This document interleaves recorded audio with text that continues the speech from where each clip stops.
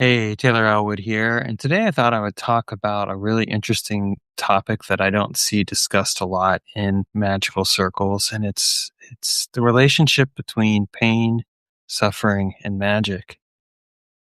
The reason I'm talking about this is because I was commenting on an article earlier today where the guy who was writing it was sharing some thoughts about like how basically suffering had been shaped by his, how his suffering or the experience of suffering had shaped some magical stuff. And I thought about that and I was like, I was really moved by it. I thought it was a really profound exploration, and it's not something that we really see discussed all the time.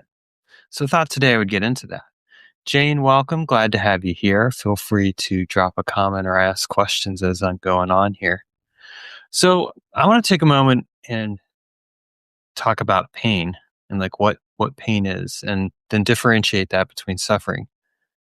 And let's be clear, there are different types of pain, just as there could be different types of suffering. So there's physical pain, for example, and a real world example that would be in my case would be my left knee. My left knee, I have chronic pain in that leg and with that knee, and I've had that for most of my life.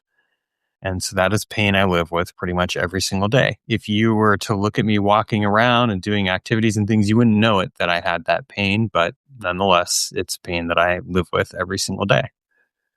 We have emotional pain. So emotional pain could be a breakup. Could be, it could be getting into a conflict with somebody. Then we have mental pain. Mental pain would be like getting stuck in your head, thought spirals. And then we have creative pain. So like if you're feeling creatively blocked in some way or form, that could be a form of pain. And then you have also, you could have like spiritual pain. So like, the spiritual or the religious path that I grew up on no longer fits. Where do I go? What do I do? What do I believe in would be an example of that. And there's other forms of pain out there. That's just a smattering of examples. And then there's suffering itself. And so what's the difference between pain and suffering? Is pain automatically a form of suffering? I would argue that it's not. Pain is an experience.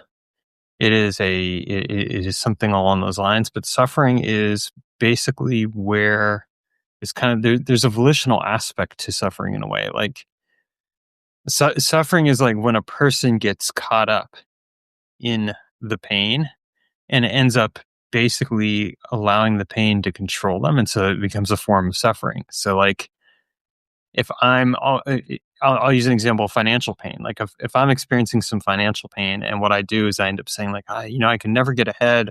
It's always so hard. There's never enough.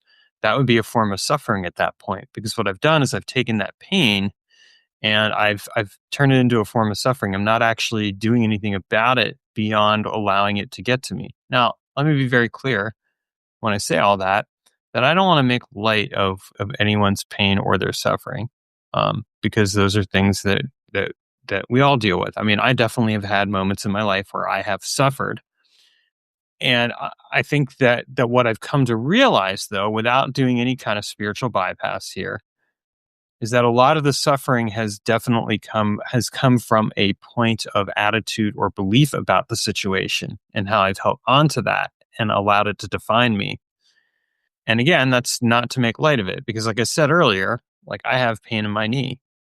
I don't feel that the pain in my knee is suffering. It is something I'm aware of every single day. It's an experience that I have.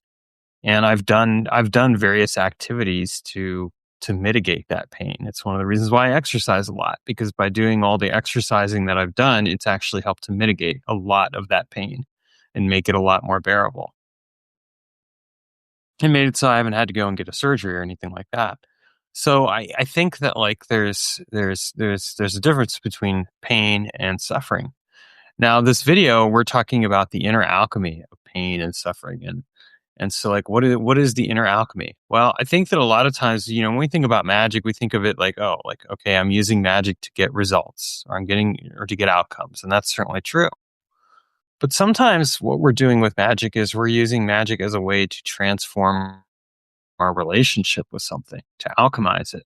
And so when I talk about the alchemy of alchemizing pain or alchemizing suffering, what I'm really talking about is this experience of being able to, um, take an experience of pain, take an experience of suffering, and alchemize it in some form or another, so that it's transformative for me. And I think that we can alchemize both.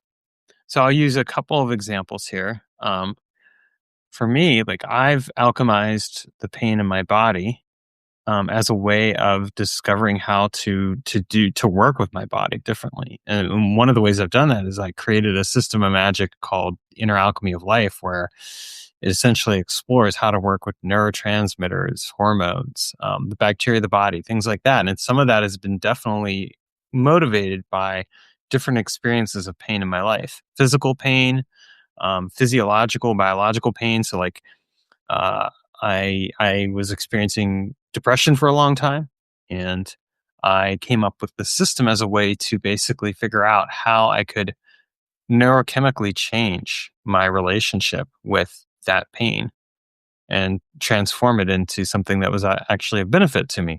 And that was one of the things that was really important to me. I was doing magical work for an outcome, yes, but I was also doing magical work to transform an ongoing relationship. And in my case, that resulted in changing the way that I related to my neurotransmitters and working with them as spirits and being able to actually change the neurochemical balance in my brain. So that was a pretty powerful experience. Um, so it's an example of pain, but then like let's talk about suffering. So I think like with suffering, that suffering can be its own form of alchemy. And one of the ways that we can see suffering show up as a form of alchemy is through the transformation of the relationship we have with that suffering. So, like if I'm suffering through a situation, I can alchemize that suffering and transform it in a way that is helpful and powerful for me. It might be that it spurs me on. So, like, for example, sometimes I think when people do wealth magic, they might be doing it because they are suffering financially, and so that's a way for them to take that suffering and transform it into something else. Now, part of that, I think, also that's also involved is that we have to have we kind of have to have a perspective here. We're like, okay, here's this thing that I'm suffering around. How can I take that suffering and actually turn it into fuel for my magical work? And that's one of the things that I like to explore in a lot of my magical workings, because I think that when we can transform our relationship with a given experience, it transforms the way that we then handle that experience moving forward. And that's a really important thing to keep in mind. A large reason why we're utilizing magic is because we're transforming the relationship we have with a given experience. And in the process of transforming it, we are transforming our identity around it. So like if you're doing, let's say you are having an experience where you're like, okay, like I don't have a good relationship with money, right? If you're feeling that way and you're like, this is causing me a lot of suffering, well then like what could you do to take that experience of suffering and transform it into an experience where you change your relationship with money? And that's one of the things that I think is a really good way to take a look at pain and suffering. Like, how can I take the pain or how can I take the suffering? And how can I actually use these as alchemical agents of transformation that spur on a catalyst in my life that brings the kind of change that I need?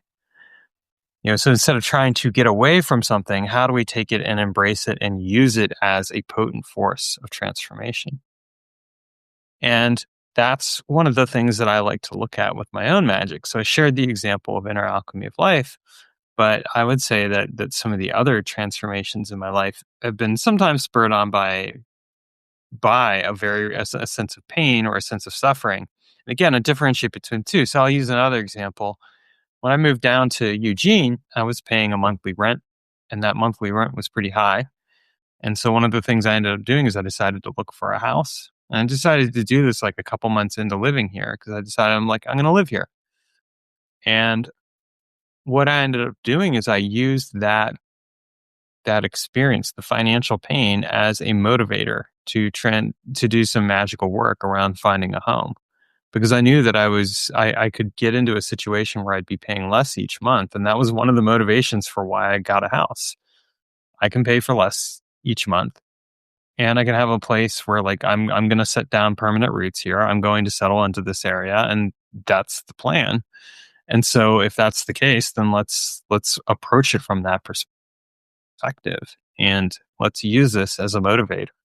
It's really important that we understand like how our motivations, whatever they are, whether it's motivation of for a good reason, or for like like joy or bliss, or if it's pain or suffering, we understand that and we actually use it purposely and consciously in our magical work. And I'd argue that a lot of times for a lot of magical work, the majority it is ultimately about addressing a pain or an experience of suffering in one's life. And that's why we do a lot of the different things that we do.